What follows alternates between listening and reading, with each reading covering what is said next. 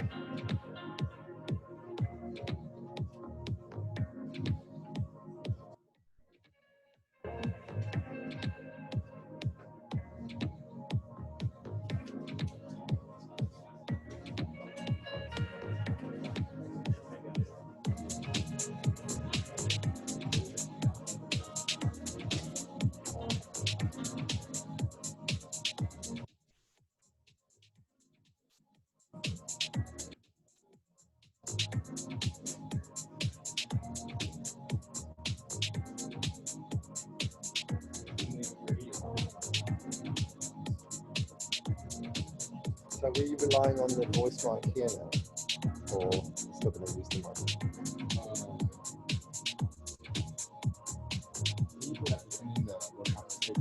Yeah. Right, so that's fine. You'll still probably pick what up.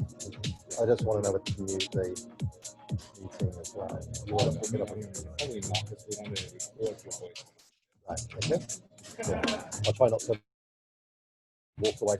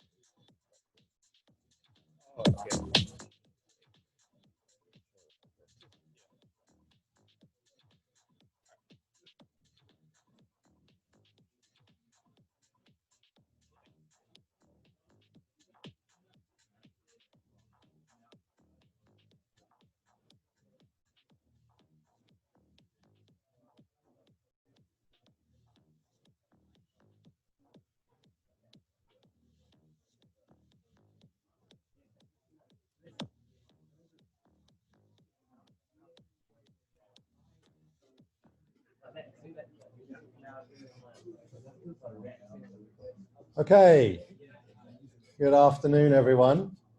Still going strong? Yeah? I have a couple of prizes. They'll go to people who interact with me. Okay, ask me a question. Tell me I'm wrong if I say something. Or show off something you've already got. That's always good.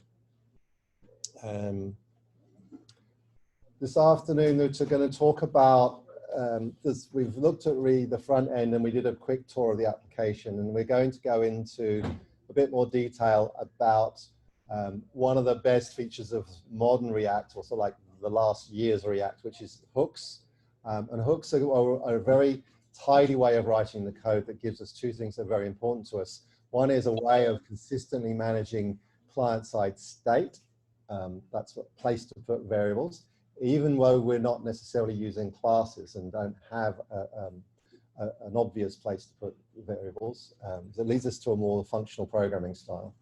And also a way to handle things things with side effects. So things like going and getting some API data, again, at the right time when the page is being rendered and things like that.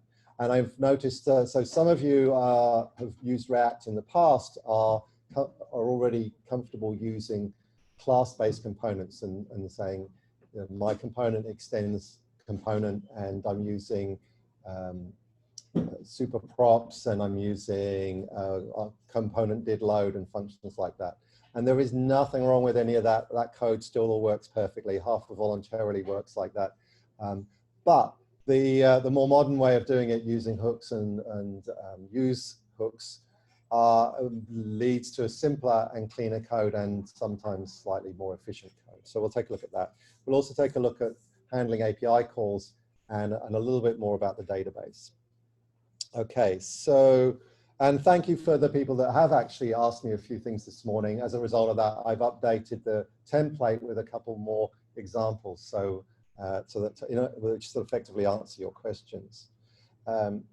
So let's look at something that does something interesting. Now, we have basically all the UI in the world doesn't do much unless there's some data to do it with. And so where's the app gone? Here we are. Let's make sure I'm running.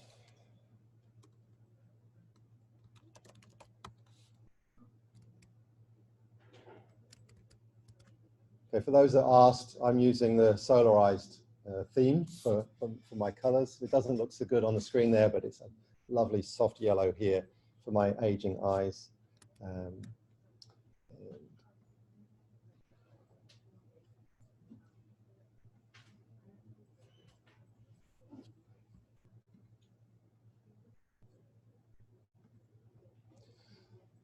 Are all the teams able to log in? Are you all happy, got that far?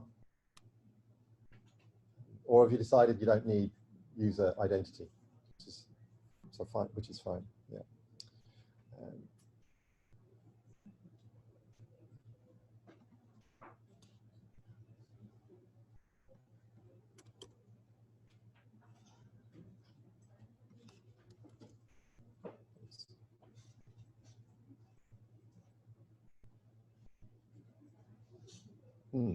Okay. We'll have a look at the code and we'll work out why that's not doing what I think it should be doing. So take a looking over here. We talked about this pages folder. So Next.js is tries to do a few things that previously would have to code in config files and routing files, and just makes them part of the structure. So it's one of those things that becomes slightly opinionated. It expects you to lay out the project in a certain way. And as I said earlier, so anything that's a page under the pages folder, any module that you put in there becomes a page that you can visit on the URL, and you can create subfolders and so on down.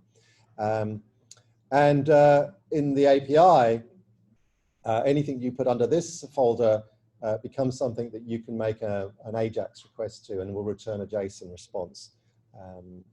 The most simple one to simply goes and gets some information from the database and returns it. So this is the one we looked at earlier.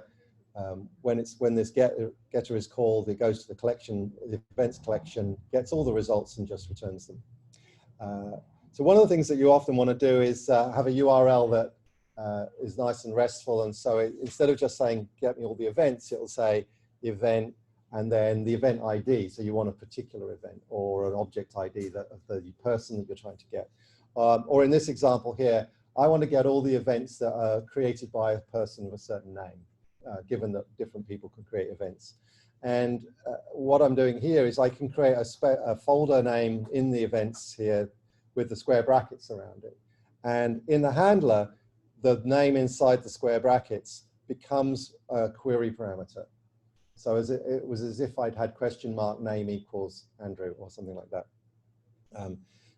And so if I demonstrate that, I can go, so that report eventually came through. And I can see here that there are 9 events from Andrew and 1 event from Sayakray. Who's Sayakray? Somebody in the room.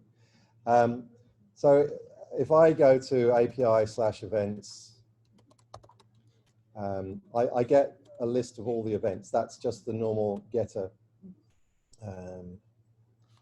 Now, because I just started my server, you'll notice that the first time I make these calls, they're a little slow. And then subsequently they're fast because that's because it's compiling the page before it's loading it. If I just go event/Avalkin like that, I should get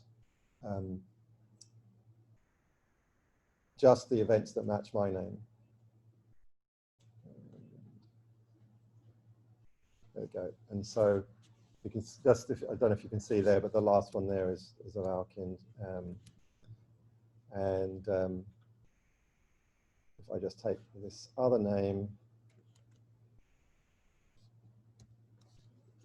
I just get the 1 result. So if we're looking at that, all I had to do to get that effect was to create this module under events with the bracketed name for the property that I'm interested in picking up off the URL. And then I have to use it, and I'm using it here in the find for the Mongo collection. The find takes a query, an object, a JavaScript object, which is the query that we want, and essentially is a list of the fields in the collection that you're actually trying to match with. And in this particular case, I'm matching with name, and I'm looking for an exact match. But Mongo has a whole bunch of matches and filter functions, so that if you want to do match with a regular expression or partial match or match with the dates in a date range and things like that, that you can do them all in this find call here, and you just need to construct an appropriate query. And I refer you to the Mongo documentation for examples of how to do that. So that's what we call a dynamic route. So the other thing I got a quick demonstration of here is, so you're going to be, a lot of people have been looking at the Auckland University APIs and thinking about how they're going to call that. When you call a third-party API, you've got 2 choices. You either send the JavaScript down to the browser and have the client make the call. So you're talking to your server, it's getting the page, but then the page talks directly to the third-party API. Now, that can work, but it can also have considerable difficulties, because if that third-party API requires you to be logged in, have special tokens, has rate limiting, throttling, cause, the cross-origin resource security and things like that, it's a pain. So in a lot of cases, it's easier just to say, well, why don't I make my browser only talk to my server and send the request there, and have the server send the request on to the third-party API. And it can then sort of keep track of what the logins are supposed to be and all the rules, and could even cache some of the results. And so if I have 100 people all asking for the same coursework, I only have to get it once from the downstream server. And it's fairly trivial to do. We've got an example here. Just in the lunch break, I added another endpoint called people. And what this does, if I demonstrate it, if I go to API/people, I will get a person back, a completely fake random person, which is quite handy for testing, because they've got a name and a location and an address and a whole bunch of other things like that. So that's a service I've used for testing in the past, and each time I call it, I'll get a different person back. So Mr. Max Anderson, and this person even comes with a picture and things like that, Mr. Salvador James. Excuse me.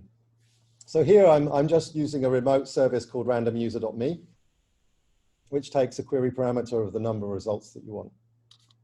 So in fact, if I say people, I want count equals 5, sorry, not minus, count equals, then I'll get 5 results back. And what I do with these 5 people is anybody's guess. But anyway,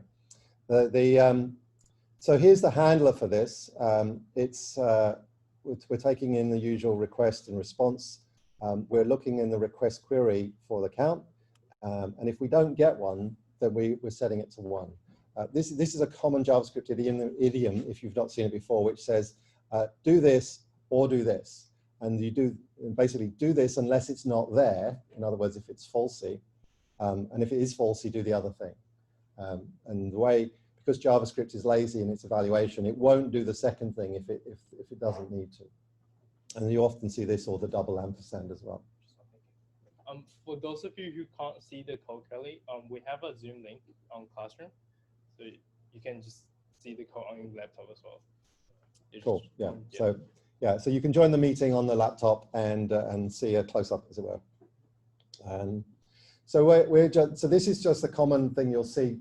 You have to protect. You don't trust a browser for anything. You don't know that they decided to give you query count equals the contents of the works of Shakespeare as a string and things like that. So you should be doing a certain amount of protective coding at this point here.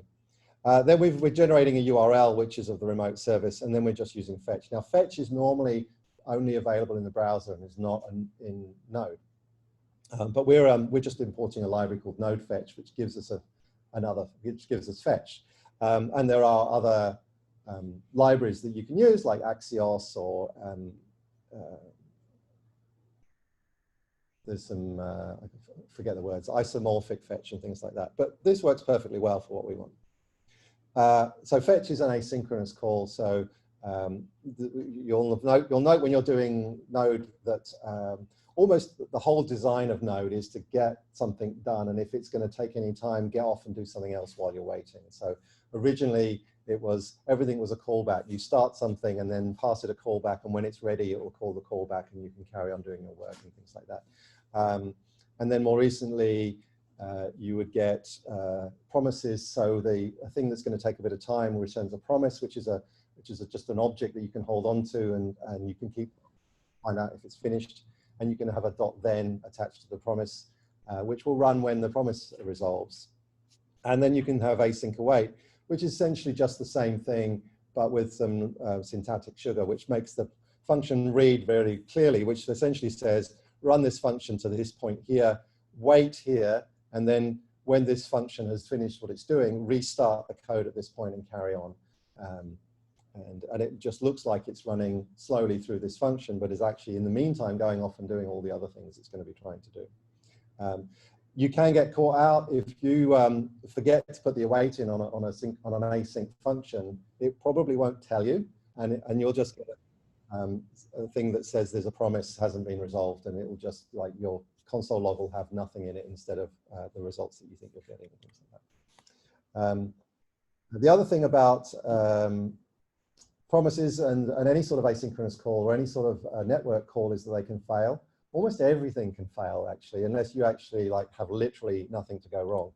And so you've got a couple of things. If you're using then in promises, you actually get two parameters. One is the one that's called when it's good, and the other one that's called when it's bad. And you should always be handling the error case as well. This code here is really lazy. I'm not handling error cases at all. If you're using async await, then typically what you would do is wrap the whole thing in a try-catch block like this.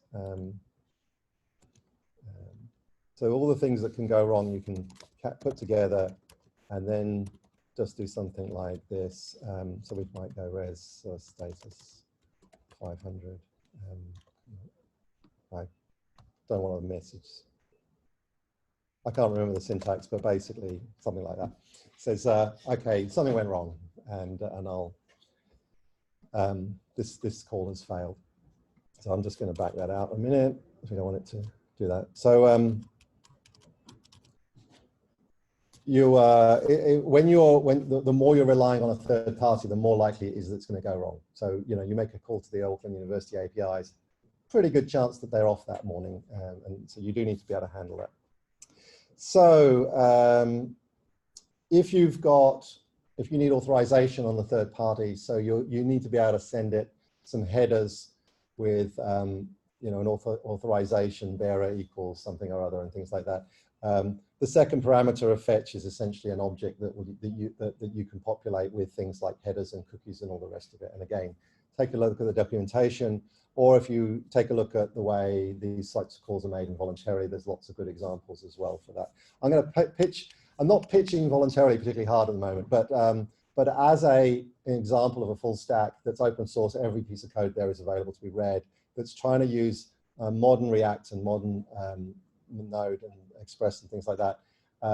Most of the things that you're going to come across have a sort of solution in that code base and examples of how to work around it, because we wrote it trying to make it quite a good exemplar for the way to do things.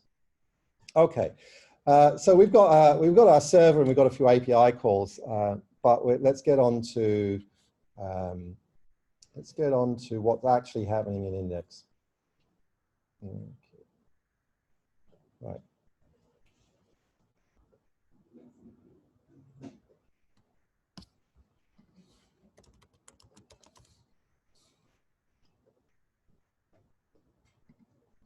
Yeah, actually, I'll use the report as the example. So the report page is the one that just prints out, goes and gets the events and prints them out in a table. Okay, and we're using both useState hook and useEffect, which are the standard hooks that React provides. And we're also using a thing that looks like a hook called useFetchUser, but isn't in the React documentation because it's a locally implemented hook, which is essentially a wrapper for these two things. So we'll leave that for the moment. The way useState works is essentially says, I want to declare a local variable called events that will persist no matter how many times I call this function. So normally when you call a function, and remember this is a function, not a class, then as soon as that function's finished, poof, everything about it disappears. Because it's a function, you know, it's just code, it should disappear. So how does a function sustain state? So this basically creates an object and stashes it away in a secret stack somewhere, calls it events and says, and initializes it to whatever we put in here, which is an empty array in this case, and provides us with a getter which returns the value and a setter which will set the value. So it just returns an array with two functions in. And then this is decompressing that array into these two values. So useState almost always looks just like this. If you're using, there's something about the rules for hooks that says if you use them, always put them in the same order and don't try and do anything before you've created them. So keep them very carefully at the top of your function. And that's all useState does. And so we can see here that when we've actually got some data, we're just calling setEvent with the events. And then in the return, which is the part that we actually are rendering, we're passing those events in as a property to the events table. And it's just an array of events. So we have to get these events.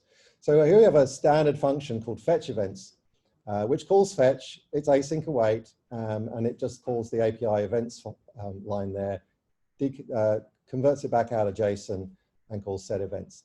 Now we want this to be called at some time. And if you were using the class style components, you'd say, call this when the component first loads on the page. So the component might not be needed initially when the page first loads, but eventually we want it to show, or person changes to a screen or a view that's got the component on, and that's when you want to trigger the load. So you would use a function like, you call it inside a function like, somebody remind me, component has loaded or something like that. Yeah. Anyway, here this code will run whenever the criteria in the second parameter are met, and this one has nothing in it, so it's an empty array. So what that means is it will say, first time we run this function, we're going to do this useEffect. We're going to call it. It's called useEffect because it has a side effect, and the side effect is that it makes a call which is asynchronous, and when the results come back, we're going to write them into this local state, which is then going to trigger a state change, and which is going to trigger React to do a re-render of this function. So the function will show itself initially with nothing, and then it will show itself with the events. And if I reload the reports page, not reports, but report. Okay, so initially there's no results, and it sits there waiting, and eventually, wow, that took a long time. I don't know why that's taken so long. Eventually I got, you know, the API call completed, and it got my table of events back, and then the page refreshed. Okay. It certainly doesn't take that long when I was at home. I don't know if you're all using the Wi-Fi or something. Okay, so anytime you want in a function component to do something that's going to take a bit of time, so it's asynchronous, or is going to have a side effect that's going to create state or update data or do a post or anything like that, then no, sorry, not do a post. You can just do a post when the hell you feel like it, because it will be in a button handle or something like that. But you can basically use this. Now, thing is that you might, having done it once, you might decide that you need it done again for some reason. So, for example, there's a slider on the screen that's like a filter for. So there's a search parameter box. It says I don't want all the events. I want all the events between these two dates, and there's a calendar picker or a slider. And so every time you update that, you've got a new property that you want to re-trigger the GET request form. And so what you would do is you say, well, okay, so what we have here, we'll add a new property called date range. Let's say we have a set date range. You can call these functions what you like, but if you don't follow this this standard naming convention, everybody else will shout at you for not knowing what we're doing. And I'm just going to initialize it. So you can see these aren't used at the moment. And then if I put date range in here,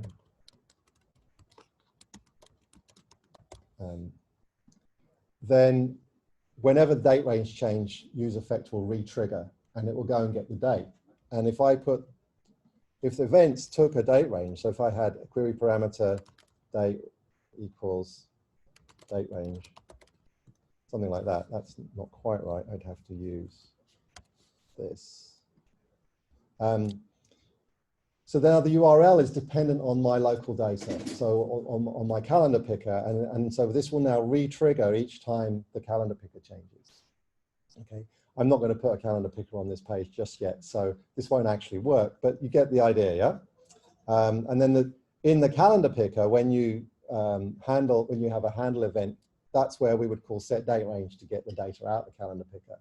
And that completes the loop. And this is the second piece of this. Basically, React has only got two tricks. Okay, it's a two-trick pony. One is JSX, basically properties into stuff that looks like HTML. They're basically concepts of components. And the other is updating those components when something changes. And all the different ways we get something interesting to happen. Okay. Let's take a quick look at useFetchUser. So what is this? You'll notice that a lot of these pages have got useFetchUser in, and it's whatever it does, it returns an object. It returns two things, two values, in fact, one is which is called user, which we know is an object with the user's name and photograph in, and another one which is called loading, and it appears to be a Boolean value that is either true when the page is loading or not. Okay. So where does this come from? So we can now, with what we had before, we can now read this function. We're defining a hook. So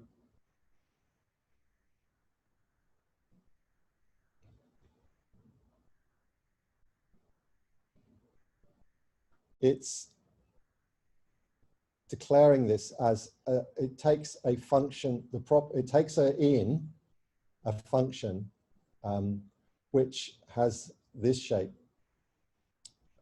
Sorry, it takes in not a function, sorry, it takes in an object which has optionally has a required value, and if it doesn't, it will be initialized to an empty function. So I don't actually know what that does, but that's the way somebody defined it.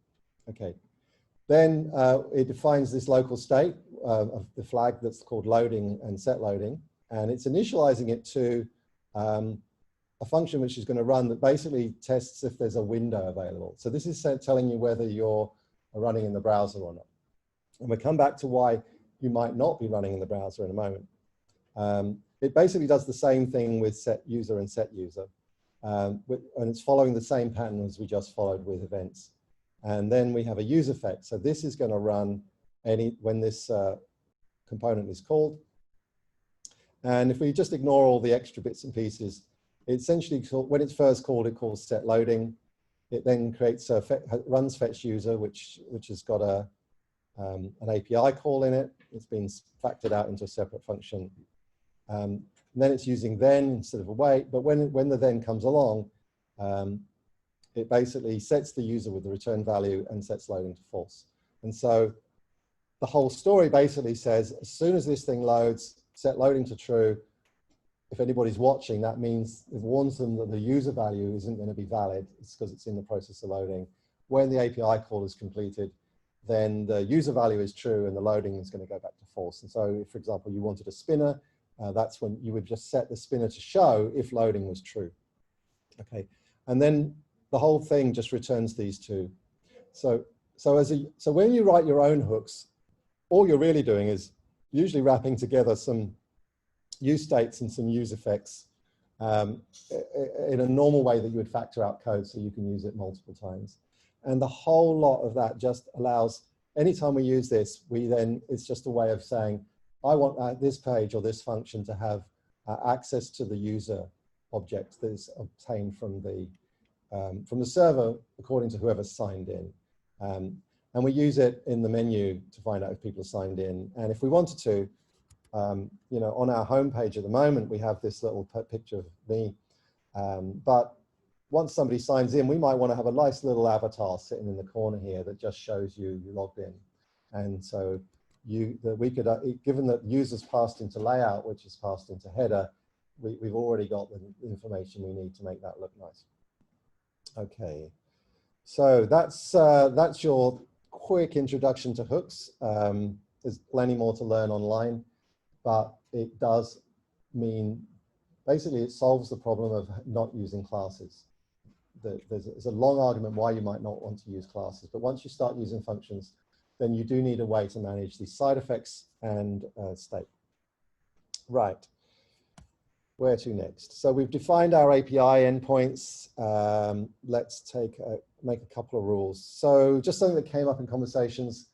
Currently, your database connection is being connected to either your local host Mongo, if you've decided to use that one, or if you've used the connection string that's in .env.local that we passed around. Here, it's connecting to this this cluster that's on Mongo Cloud Atlas, which if you ever need a quick Mongo database, you can just go there and create one for free. They're tiny, you know, when you've used 50 gigs, I think you have to start paying and stuff like that. And 50 gigs is quite a lot. And it's handy because it stops you having to set up local Mongos and things like that. The other thing that isn't in the default environment template, but you should put in there is the database name. Now you've got a choice here. For a bit of fun, we could all just use the same database. So that means if we all agreed that there was going to be a user's table or a person's table, I'll say table sometimes, and I usually mean collection. I come from SQL originally.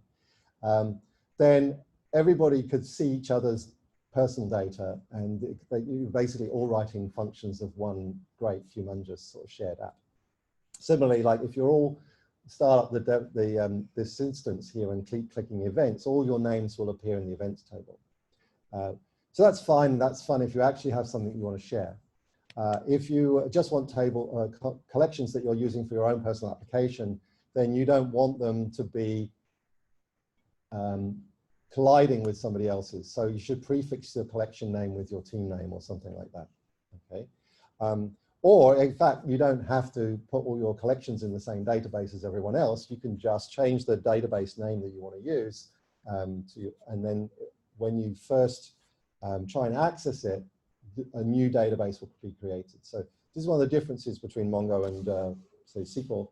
To build something in SQL, you usually have to have a script that sends SQL commands to the database to say, first create a new database, then make these people admins and accessors to this database, then create these tables, and these tables have to have this specific structure, and then these other tables have to have these foreign keys to these tables, and these are the indexes that I want on the tables and things like that, which is all really cool stuff, but it's a ton of work when all you want to do is create the results of a button click and stash it away somewhere. So we're currently using that Mongo as not really a full-blown database, but more of an object store. Or we've got JavaScript objects that the client is creating. We want to store them for a bit later, so we can come back to them later. And we're not really interested in defining the schemas or the table structures. And we don't mind if sometimes the object we put in there has got 5 parameters, and then a bit later on we've decided it's going to have 10 parameters and things like that. We can just, Mongo doesn't care. It just goes, that looks like good JSON to me. I'll go and look after it for you. Here's an ID. If you give me the ID back, I'll give you the object back. So we'll take a quick look about that. So there's not much going on with the database stuff. We're using some middleware. So if you're coming from a Java background or even a PHP background, what you're probably used to seeing is that when you start the server, it establishes either a connection to the database or a whole pool of connections to the database. And then each time a request comes in, it like goes, hey, just keeps handing off stuff to the database. The model we're using here is based on the idea that setting up a connection to the database is not slow. In other words, you can set them up and tear them down really quickly. And that's true because the underlying driver handles some of the stuff that you don't want to know about. So as far as we're concerned, it takes almost no time to connect to the database and then send a request into the database, get the answer back, and then forget all about it. So we're moving into this world where every API call, every page call stands alone. We don't have a long running piece of string that we're constantly just sending stuff backwards and forwards to the server. It's as if sometimes this call might only happen once in the lifetime of the universe, and the server has to be ready. So it will set up the database connection, make the call, get the results, and throw it out, and then close it down again. And that's all. So what we're doing here in this bit of code here, we're using the Mongo client, MongoDB node plugin, which is the default driver, and we're opening up with the URI that we're getting from the configuration from the environment, a couple of flags. And then we're checking to see whether the we're collecting the client, and if it's not already connected, and then we are setting the current database to the database name that we're interested in. And then this return next is because this is middleware, and we're just passed in the next thing to call. So when you're running middleware, you just tend to chain of functions that as soon as one's done, it calls the next one and just goes on down. So it's called middleware because it runs from the point at which the HTTP request arrives at the server, and then but before it gets to your handler or your controller. And so you can do lots of things in the middleware. Most of the interesting bits of middleware you can just download from node packages. So you can have one that says, hey, check that the body of this is valid JSON and convert it to JSON, JavaScript object. So by the time it gets to my controller, that bit's already done. You can say, open up a connection to the database. So that's already ready for me. Put the link to the database in the request so I can use it. You can have one that validates that the person is logged in. You can have one that validates that the person is allowed to use this API because they have the right roles and things like that, and so on and so on and so on. And this keeps all of this regular stuff out of your controllers, because my goal in life is that I never have to write anything that's longer than about that much. All my functions should fit on a screen. So that's what's happening there. As you can see, we've got no security put in at all at the moment. Okay, so final bit before this session, and I'll take some questions. You notice there's 3 versions of the report. So we've got this report.js, which we just looked at, and runs client-side, entirely client-side. It waits till this function is called, and then it runs this use effect. And if I just revert it back,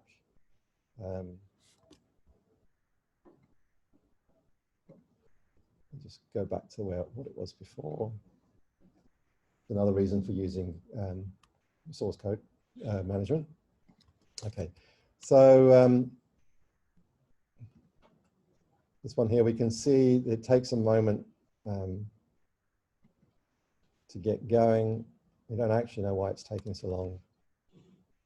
So we can see here we're doing a GET request on events, and it takes an inordinately long time. But we can see here that we get a response, which is the array of JSON. And so, and then if I refresh this page, or if I just switch off this page and then switch back to it, you'll see that events gets re-triggered. Okay, so every time we have to wait for the data to come back in again. So there's other ways to do this, and so what we've got here is what we call server-side rendering. Now, in fact, what you may not have noticed is that all of these pages are actually being server-side rendered. So unlike a traditional React app, what would normally happen is that the HTML that gets sent to the client is the stuff that's in an app or an app.js or underscore app. And so that's actually like got the headers, and then it's got div and then app, and that's about it. And then the rest of the page is generated by running the JavaScript on the client. Now that's why you see a lot of websites that go page loads, spin, spin, spin, spin, spin, spin, spin, spin. Hello, yeah? Busy loading stuff. And the bigger the application, the longer it takes to get loaded. And you know, if it wasn't for client-side caching, you'd never use some applications. They take so long to get started. But why? What's the point of that? You know what code you're going to run when the page first loads. So what we do is we run it on the server and send the complete page down with the header and the body and all the components and everything in it, including anything that's data-driven. So the first page load is the whole page load. And the only thing that's left to do is stuff that is responding to your interactions. This is a big optimization. And you get it both in the two most popular extra frameworks, which is Next and Gatsby. And Gatsby is almost entirely focused on doing server-side rendering or static rendering. Okay, so what, in order to get, which is all very well if you're just generating the report here in the usual way, but we actually have to call the database and get some data. So we have to have a way of telling the server that we actually want to do that, and we do it by implementing in the function, in the module, a function called server-side props, which literally means gets the server-side properties. And here you can see we've actually got the same two lines calling the API events, and then we return the events in the property object, and any others that we wanted to grab at that time. And these properties, so what's sent down to the client is a big chunk of HTML, and hidden in a JavaScript script tag is a JavaScript object, which is the data. And then the little bit of JavaScript on the page, which runs React, just loads it into a component, and job done. So this one, report SSR,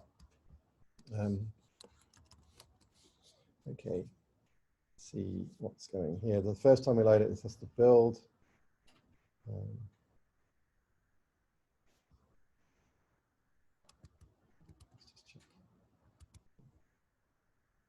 Okay, so so what did we see here? So first of all, if I reload it, the whole page blanks, and then the whole page comes back, and we don't see result 0 to start with. Okay.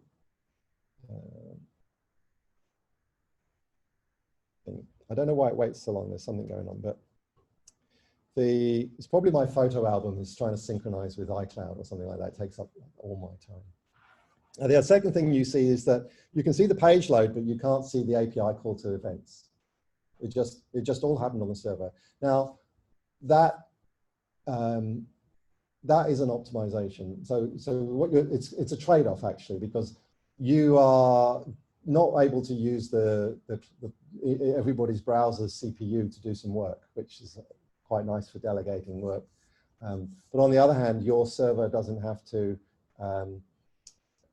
wait, send a page and then do another network request and send some data and then so on and so on. So it's always useful if you've looked at a chart to know what the order of magnitude differences there are between looking up something in memory, and making something that requires accessing it from a disk and something that requires accessing it from a network.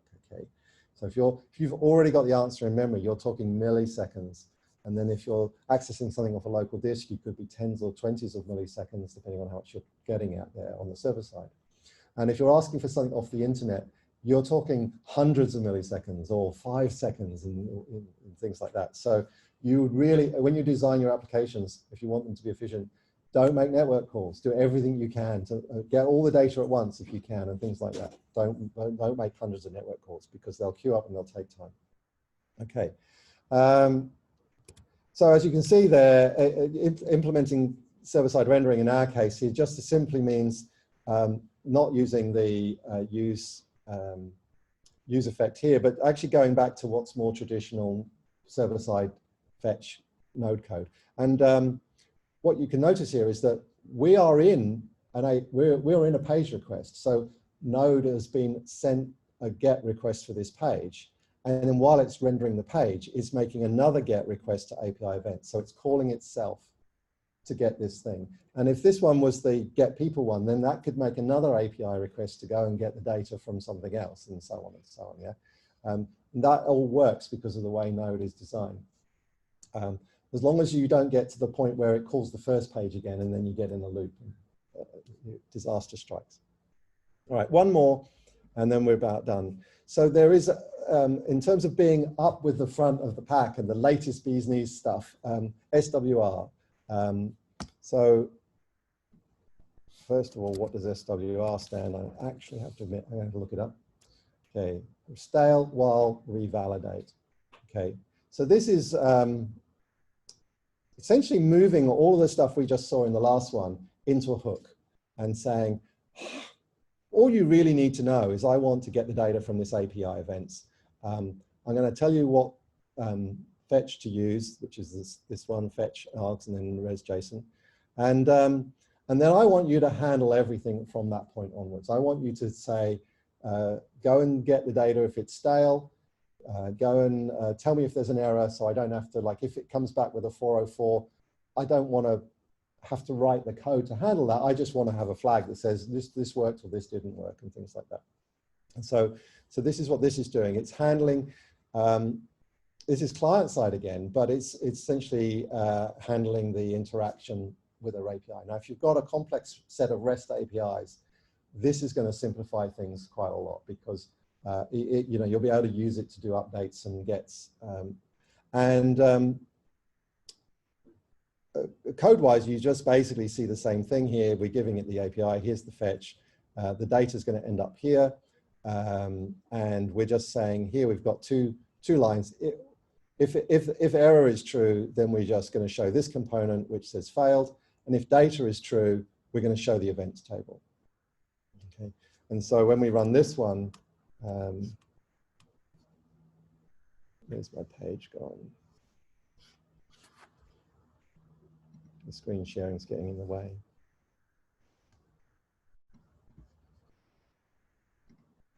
Yeah. So this one, SWR. They are. Where are those results?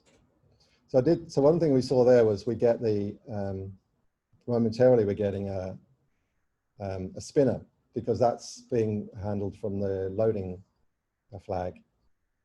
But it's going to be one of those ones where the results, the results eventually come in. So out of those, I've got a bug in my system because this wasn't working this way yesterday. So the demos usually take like half a second to load the data. So something odd's going on. It shouldn't take nearly 2 or 3 seconds to load the data. But actually it's handy for the demo because it can see the difference between the server-side rendering, which is like coming straight back, and the client-side rendering, which seems to be taking some time. All right.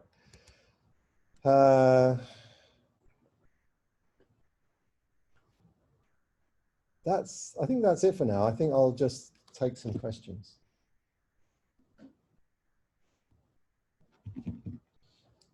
In red. So how do you pass?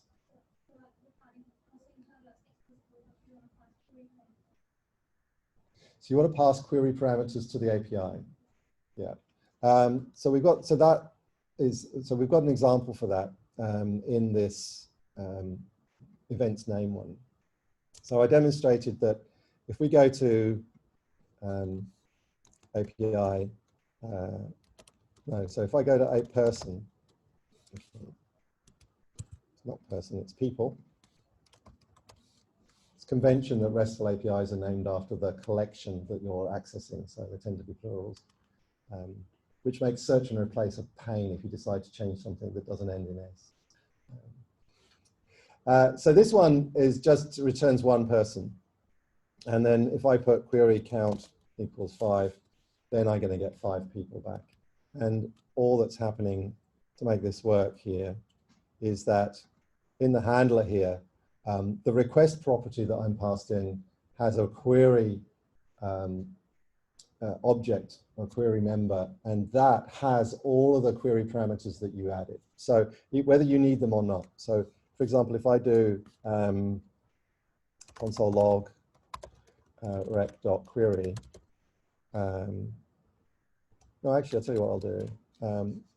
Got this little helpful thing called getConfig, and it's got a handler here, and all it returns is the config, which is handy for debugging, but a security nightmare because it basically publishes the all of the secrets. But it's a good way of finding out if you manage to get your secrets loaded into your Docker container, which is running on AWS before, and things like that. Instead of if instead of config we return rec.query, okay, then go to API/get config. So we're getting, if we look raw here, we're just getting an empty object back. But if I do query p1 equals 1 and name equals Andrew, then we're getting this object back. And so everything you put in the query parameters just is appearing in adjacent JavaScript objects in the query option. Yeah. The request here, the REQ, has a ton of parameters, members, including all the headers, all the cookies, all the stuff that got added by the middleware, like the database and the security flags and the user and stuff like that. So everything, the whole point is everything you need to return the right answer is supposed to be in the request. Whether it was in the request from the browser or whether it was stuffed in afterwards by the server. Does that answer the question? Does that answer the question? Okay, cool. And next question. It's not just possible, it's absolutely required to protect the API. So you cannot trust the browser. You cannot trust, if you're a server, you cannot trust anybody. You have to be, as a server or a backend writer, you have to be totally paranoid. People will try to break your system. Okay, that means that every parameter that you receive is potentially a hazard. So here, for example, if you have an endpoint like /people, then people will call it with a GET request, but some other people might call it with a POST request and see what happens, just to find out what happens if they post a body at you, whether they're allowed to create a new person, for example. They might call it with a delete request to see if they can just get away with deleting somebody and things like that. Now, normally it wouldn't happen because here, like, we're only implementing GETs and all those things are just going to return a 404. But when you decide to make life easy for yourself and you sort of put in a CRUDify library that's going to auto-generate your RESTful API, it's going to generate all those endpoints. And so you immediately have created the ability to delete the admins and things like that. So, so there's a couple of approaches to security. First of all, there's the put it in the controller. So if you actually have a rule that says this can only be done by a certain sort of person, then you could just write the code to check whether you've got that sort of person at that point there. But as your application gets bigger and bigger, that's going to get a bit hard to manage and it's easy to forget. And you might end up with lots of code saying, how do I need to check if this person's a person or an admin and things like that. So then the next level is that you move it to middleware. You can just say, hey, for every request that comes in, the first thing I'm going to do is check whether whether the authorization or the session cookie is there and whether it represents a person I know about and what role they're in. And then I can write the role into the request so that the controller can just say, is this person an admin, and decide what to do. Okay. The third level is that you can say, I find I'm still writing a lot of code that looks the same, and I'm just going to move it I'm just going to use an off-the-shelf library like Castle, C-A-S-L, that lets me declaratively define all of those rules that say, I want a piece of middleware that says, if this person is asking for this endpoint and they've got these properties, then they should or should not be allowed to do that. And so that's where we ended up with voluntarily, for example. So yes, you do need API security. No, you won't have time to do it today. And so you'll have to trust people or keep it simple. So the other thing is that if you only have 2 entry points into your API and you know what they're supposed to be doing, then you're much more likely to have correct code. And then finally, of course, you would write test functionality to demonstrate the rules that if somebody is not an admin, they can't do admin type things. Okay, next question. What are you using to display your JSON in your browser extension? No, well, in Firefox, nothing. That's just built into Firefox. And that's it, really. So, in terms of plugins, so I said this very nice React component plugin is a must-have. If you're using Redux, which we use in voluntarily for state management, then there's a lovely plugin for that. Other than that, not a lot. The other plugins that I use on Visual Studio Code are this Azure Databases plugin. So once you get some stuff in your database, you're going to go and want to see what's there. This plugin, which if you're looking at plugins, wherever they've gone, is called Azure Databases. That's this one. And it knows about SQL and NoSQL databases. It knows about Mongo. So whether you're using MySQL, Postgres, or whatever. And once you set it up, you just have to do a new connection and give it a connection string. And in this case, the connection string is the same one that's in your environment file, env.local. And then we can see here, I can see that as well as the events table collection that I created, and you can see the 9 of Watkins and the 1 Sayacray, you can see what that object looks like in the database. And it's always going to be shown as JSON. And you can literally, you can edit stuff here and save it back to the database. And you may or may not break things if you do that. Depends on what people are expecting to get back out. And I can see that at least one of the teams has created an orders collection, and that you can order bubble tea and butter chicken. Who's created that? That was the food team. Yay! Yes, okay. Yeah. So what you'll notice about the objects that get created in here are that they are exactly the same thing you asked for, plus an object ID that looks like this. All right, next question.